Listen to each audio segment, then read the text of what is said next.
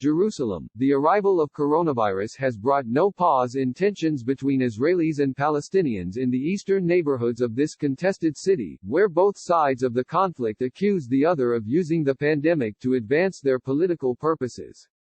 Some Palestinians complain that Israeli officials, who provide health and police services in East Jerusalem, have been slow to offer virus testing and Arabic language information in this part of the city and, in some cases, have thwarted the Arabs' own efforts to respond to the outbreak.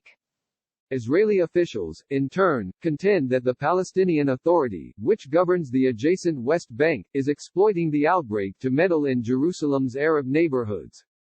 The acrimony belies Corona cooperation in other areas, where Israeli and Palestinian agencies have worked together to distribute testing kits and control movement of people in the West Bank and facilitated the passage of critical supplies into Gaza. But tensions in Jerusalem threaten to mar what both Israel and the Palestinian Authority increasingly see as successful efforts to prevent the high death counts suffered by some countries. Beleaguered residents of East Jerusalem neighborhoods say they are caught in the war of words between the two sides, and not for the first time.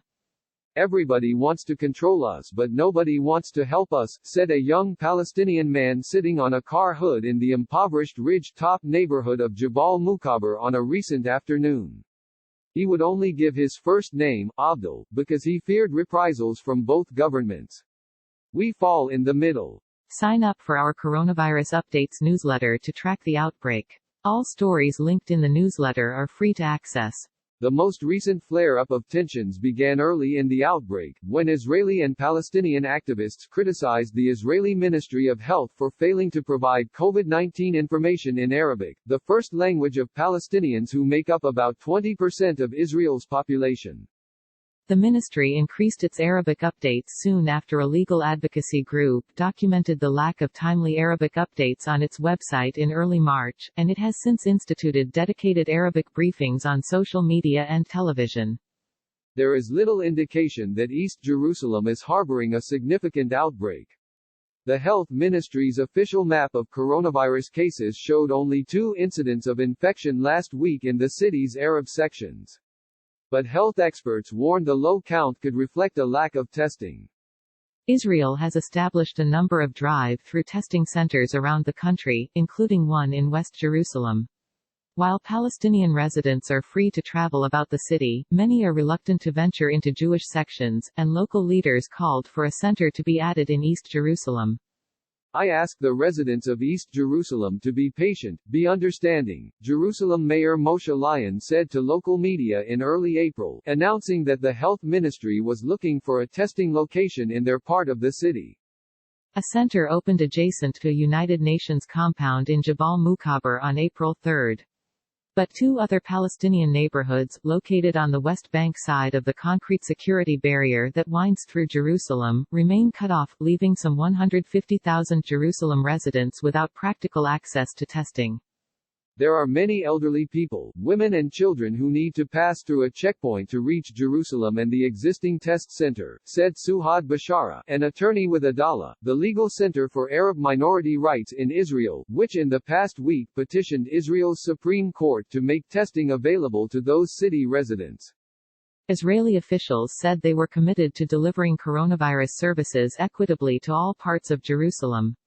Any lag in the Arab parts of the city, they contend, was only due to the frantic pace of mounting an unprecedented emergency response.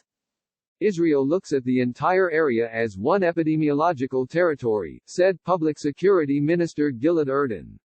The virus does not distinguish between Jews and others.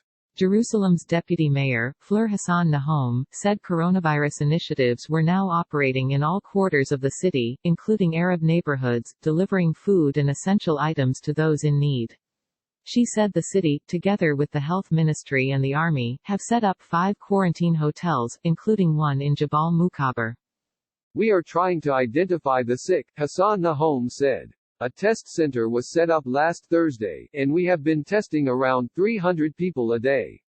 We want to get the number of people being tested each day up to 1,000. In Jerusalem, rising pandemic tensions reflect the broader, decades-long tug of war between Israel and the Palestinian Authority for influence and control over the Palestinian communities of the city. Israel views Jerusalem as its eternal, undivided capital, and sees any challenge to Israeli authority, in any part of the city, as illegal.